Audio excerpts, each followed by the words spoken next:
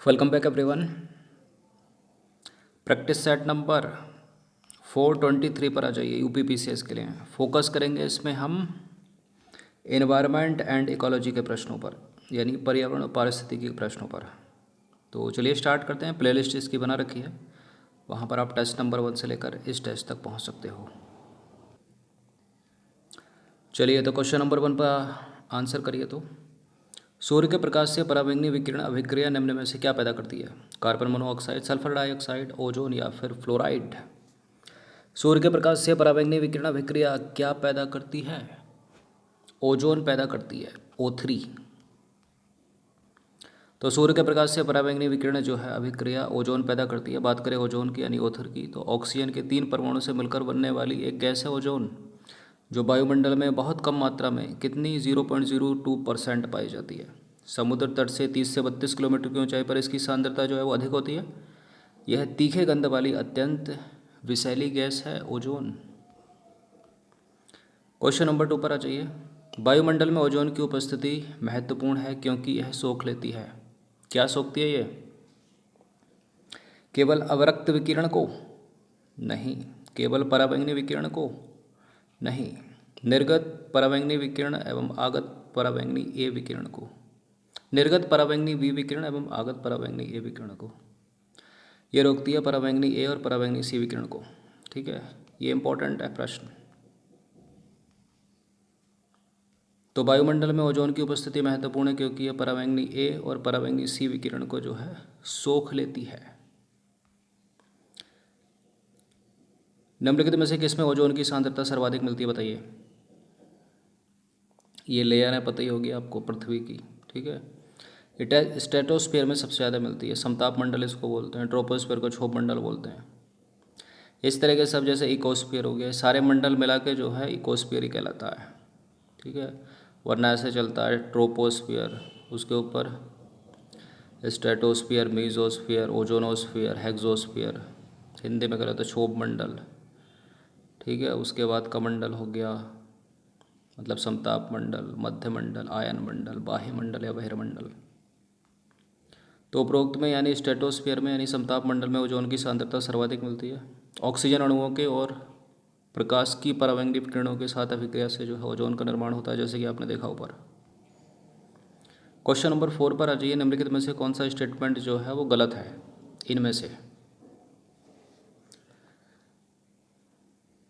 पहला स्टेटमेंट है Montreal protocol के बारे में। मॉन्ट्रियल प्रोटोकॉल ओजोन विघटनकारी एवं वैश्विक तापन के लिए जिम्मेदार सभी पदार्थों के उत्सर्जन पर रोक लगाने हेतु एक बाध्यकारी अंतर्राष्ट्रीय संधि है। मॉन्ट्रियल प्रोटोकॉल 1987 में अपनाया गया और 1989 में प्रभावी हो गया है। भारत ने मॉन्ट्रियल प्रोटोकॉल पर वर्ष 1992 में हस्ताक्षर किए थे। कोई भी सही नहीं है, बताइए। मतलब ये डी ऑप्शन 1। देखिए, मॉन्ट्रियल प्रोटोकॉल 1987 में अपनाया गया, करेक्ट है। 2 साल में प्रभावी भी हो गया है 1989 में। और भारत ने मॉन्ट्रियल प्रोटोकॉल पर वर्ष 1992 में हस्ताक्षर कर दिया, भी सही है। लेकिन मॉन्ट्रियल प्रोटोकॉल ओजोन विघटनकारी,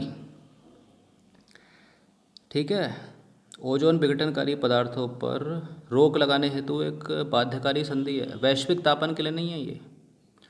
ठीक है, यहाँ ग्लोबल वार्मिंग की बात हो रही है, यहाँ ओजोन की बात हो रही है, दो अलग अलग बातें हैं। तो मॉन्ट्रियल प्रोटोकॉल का संबंध इससे है, वैश्विक तापन से नहीं है, ग्लोबल वार्मिंग से नहीं है।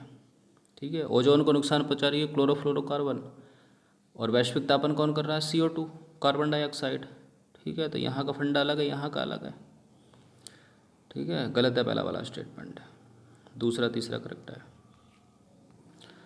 तो मॉन्ट्रियल प्रोटोकॉल जो है एक अंतर्राष्ट्रीय संधि है जिसे ओजोन परत क्षरण हेतु जिम्मेदार पदार्थों के उत्पादन और उपयोग में कमी लाने हेतु तैयार किया गया था। ठीक है, ताकि उन पदार्थों की वातावरण में उपलब्धता कम हो एवं पृथ्वी की नाजुक ओजोन परत को सुरक्षित किया जा सके। इसमें वैश्विक तापन हेतु जिम्मेदार सभी पदार्थों को शामिल नहीं किया गया था, यानी ग्लोबल वार्मिंग शामिल नहीं है इसमें। ठीक है, इस प्रश्न का उत्तर दीजिए तो जरा। निम्नलिखित कथनों पर विचार करेंगे। पहला स्टेटमेंट है रवांडा के किगाली में, ठीक है, रवांडा के किगाली में अक्टूबर 2016 में 197 देशों ने हाइड्रोफ्लोरोकार्बन श्रेणी के ग्रीन हाउस गैसों के उत्सर्जन को कम करने के लिए एक ऐतिहासिक समझौता किया। और दूसरा स्टेटमेंट है किगाली समझौते में 1987 में मॉन्ट्रियल प्रोटोकॉल, जिसमें केवल ओजोन परत के क्षरण के लिए जिम्मेदार गैसें शामिल थी, में संशोधन कर ग्लोबल वार्मिंग के लिए भी जिम्मेदार गैसों को शामिल किया गया। ठीक है। अब मॉन्ट्रियल प्रोटोकॉल में जो चीज़ नहीं हो रही थी वहाँ ये किगाली में हुई वो चीज़। ठीक है। इसमें क्या हुआ, ना केवल मॉन्ट्रियल प्रोटोकॉल मतलब जिसमें ओजोन भी है, उसके साथ साथ उन पदार्थों को भी इसमें शामिल किया गया जो ग्लोबल वार्मिंग को नुकसान पहुंचा रहे हैं। ठीक है, ग्लोबल वार्मिंग के लिए जिम्मेदार हैं। तो ये करेक्ट है किगाली वाला। ठीक है, सी हो जाएगा इसका आंसर। क्वेश्चन नंबर 6 पर आ जाइए। निम्नलिखित में से वैज्ञानिकों की कौन सी टीम ने सबसे पहले अंटार्कटिका के ऊपर ओजोन क्षेत्र का पता लगाया था? कौन सी टीम थी वो? ब्रिटिश, जर्मन, रूसी, अमेरिकन, जिसने अंटार्कटिका के ऊपर ओजोन क्षेत्र का पता लगाया? ब्रिटिश टीम थी। ठीक है, ब्रिटिश टीम ने। तो जोसेफ फरमन के नेतृत्व में ब्रिटिश अंटार्कटिक सर्वेक्षण टीम ने 1985 में 1985 में अंटार्कटिका के ऊपर ओजोन, वायुमंडलीय ओजोन की अल्पता का जो है प्रत्यक्षदर्शी प्रमाण प्रस्तुत किया था 1985 में।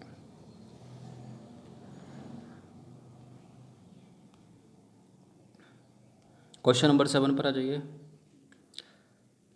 अंटार्कटिका क्षेत्र में ओजोन क्षेत्र का बनना चिंता का विषय है। इस क्षेत्र के बनने का संभावित कारण निम्नलिखित में से क्या है? बताइए इनमें से क्या है इस क्षेत्र के बनने का संभावित कारण? विशिष्ट ध्रुवीय वाताग्र तथा समताप मंडलीय बादलों की उपस्थिति और क्लोरोफ्लोरोकार्बनों का अंतर्वाह। ठीक है, ऑप्शन नंबर बी है इसका आंसर। ये प्रश्न यूपीएससी सिविल सेवा तक में पूछा हुआ प्रश्न है। तो अंटार्कटिका क्षेत्र में ओजोन क्षेत्र के बनने का संभावित कारण विशिष्ट ध्रुवीय वाताग्र तथा समताप मंडलीय बादलों की उपस्थिति और क्लोरोफ्लोरोकार्बनों का अंतर्वाह है। याद रखना इसको। यह प्रश्न इंपॉर्टेंट है, पूछ लिया था। अम्ल वर्षा किनके द्वारा होने वाले पर्यावरण प्रदूषण के कारण होती है? Acid rain. Carbon dioxide, nitrogen नहीं, carbon monoxide, carbon dioxide, carbon monoxide, carbon dioxide, ozone, carbon dioxide, फिर डी होगा SO2 मतलब नाइट्रस ऑक्साइड और सल्फर डाइऑक्साइड। ठीक है, तो अम्ल वर्षा मुख्यतः जो है नाइट्रस ऑक्साइड और सल्फर डाइऑक्साइड के कारण होती है। और जो लाइकेन के प्लांट होते हैं ना, वो एसिड रेन इंडक्टर की तरह कार्य करते हैं, अम्ल वर्षा सूचक की तरह कार्य करते हैं। वो पूछ लिया जाता है प्रश्न। क्वेश्चन नंबर 9 पर आ जाइए। निम्नलिखित में से कौन सा स्टेटमेंट गलत हो सकता है इनमें से दो में से? अम्ल वर्षा युक्त जल के बहाव से मृदा के पोषक तत्वों का निक्षालन होने से उर्वरता कम होती है। उच्च तुंगता की तुलना में निम्न तुंगता वाले वन अम्ल वर्षा के प्रति अधिक वल्नरेबल मतलब सुवेद होते हैं। देखिए, जो हाई एल्टीट्यूड पर वन पाए जाते हैं ना, उनमें जो है अम्ल वर्षा के प्रति वो अधिक सुवेद होते हैं, लो एल्टीट्यूड वाले नहीं। इसलिए गलत है दूसरा वाला स्टेटमेंट, पहला वाला सही है। तो गलत ही ढूंढना अपने को, दूसरा गलत है तो बी उत्तर हो जाएगा इसका। ठीक है, तो पहला वाला करेक्ट है, अम्ल वर्षा। हाँ, अम्ल युक्त जल के बहाव से मृदा के पोषक तत्वों का निक्षलन होने से जो है उर्वरता कम होती है। दूसरा वाला गलत है, क्योंकि उच्च तुंगता वाले वन जो है अम्ल वर्षा के प्रति ज़्यादा सुवेद होते हैं, ना कि निम्न तुंगता वाले। क्योंकि ऐसे अम्ल से जो युक्त बादल और कोहरे से घिरे होते हैं ना वन, वो अम्ल वर्षा से ज़्यादा जो है वो अम्लीय होते हैं, हाई एल्टीट्यूड पर पाए जाते हैं, उच्च तुंगता पर। ठीक है, तो ऊपर ज़्यादा नुकसानदेह होंगे और निम्न तुंगता वाले कम नुकसानदेह, मतलब सुवेद, जिनको अम्ल वर्षा नुकसान करेगी। धारणीय विकास किसके उपयोग के संदर्भ में अंतरपीढ़ीगत संवेदनशीलता का विषय है? सस्टेनेबल डेवलपमेंट इसको बोल सकते हैं हम। इसका उत्तर तो प्राकृतिक संसाधन ही होगा। ठीक है, यानी अपने जो रिसोर्सेज हैं उनको हमको ऐसे यूज़ करना है ताकि जो हमारी आने वाली भावी पीढ़ियां हैं उनके लिए भी तो कुछ बच सके। ठीक है, तो धारणीय विकास प्राकृतिक संसाधन के उपयोग के संदर्भ में अंतरपीढ़ीगत संवेदनशीलता का विषय है। किसके? प्राकृतिक संसाधन।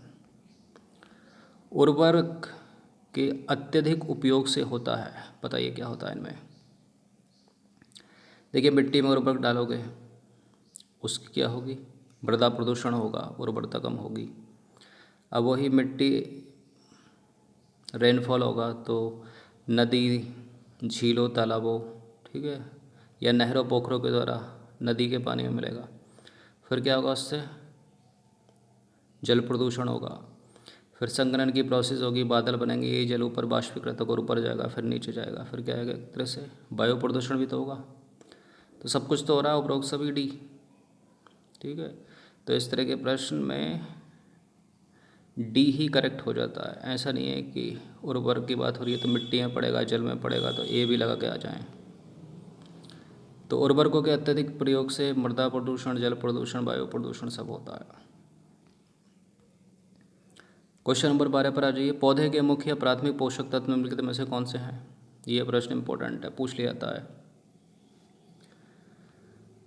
ये तो एनपीके ही होंगे, ठीक है, नाइट्रोजन, फॉस्फोरस और पोटास बी। तो पौधे के मुख्य प्राथमिक पोषक तत्व नाइट्रोजन होता है, फॉस्फोरस होता है और पोटास होता है। तो मुख्य या गौण पूछ लेते हैं, सूक्ष्म भी पूछ लेते हैं, जो सल्फर वल्फर होते हैं। क्वेश्चन नंबर 13 पर आ जाइए। राष्ट्रीय बागवानी मिशन कब प्रारंभ हुआ था? सीधे सीधे प्रश्न पूछ लेते हैं इस तरह के, ठीक है, मैच करने के लिए पूछ लिया। तो कब का है? जब डिजास्टर मैनेजमेंट आया 2005 तभी का, ठीक है, मतलब 2005 में, वो भी ये भी मई 2005, याद रखना। तो राष्ट्रीय बागवानी मिशन मई 2005 में प्रारंभ हुआ, ठीक है। इस मिशन के अंतर्गत प्रतियोगी बागवानी फसलों पर अधिक जोर देने के साथ प्रौद्योगिकी के प्रति दृष्टिकोण बदलने पर बल दिया गया। इसमें जो है 85% योगदान केंद्र सरकार द्वारा तथा 15% योगदान जो है राज्य सरकार द्वारा किया जाता है। राष्ट्रीय बागवानी मिशन मई 2005। गोल क्रांति का संबंध निम्नलिखित में से किससे, बताइए? राउंड रिवोल्यूशन, एक राउंड रिवोल्यूशन आलू उत्पादन से, ठीक है। तो आलू उत्पादन का संबंध जो है वो गोल क्रांति से यानी राउंड रिवोल्यूशन से। अंडा उत्पादन का संबंध किससे है? रजत क्रांति से यानी सिल्वर रिवोल्यूशन से, ठीक है। एक धूसर क्रांति यानी ग्रे रेवोल्यूशन, उसका संबंध किससे है? उर्वरक उपभोग वृद्धि से। ये भी पूछ लिया जाता है कभी कभी। क्वेश्चन नंबर 15 पर आ जाइए। निम्नलिखित कथनों पर विचार करेंगे, दो स्टेटमेंट है, बताने के कौन सा करेक्ट होगा। लोहा जो है ना, लोहा पौधे में क्लोरोफिल के संश्लेषण के लिए आवश्यक होता है या है। जो तांबा है पौधे में विटामिन ए के निर्माण एवं वृद्धि में सहायक होता है, ठीक है। ऊपर का स्टेटमेंट कुछ और करा, नीचे का कुछ और करा, बताइए कौन सा करेक्ट है। लोहा पौधे में क्लोरोफिल के संश्लेषण के लिए आवश्यक है, करेक्ट है। और तांबा पौधे में विटामिन ए के निर्माण और वृद्धि में सहायक है, ये भी करेक्ट है, ठीक है। तो करेक्ट है दोनों के दोनों स्टेटमेंट, सी हो गया इसका आंसर, ठीक है। तो 15 प्रश्न थे एनवायरमेंट इकोलॉजी के, इनकी प्रैक्टिस एक बार कर लीजिएगा, ठीक है। धन्यवाद। पढ़ते रहें, प्रैक्टिस करते रहें, समय का सदुपयोग करें।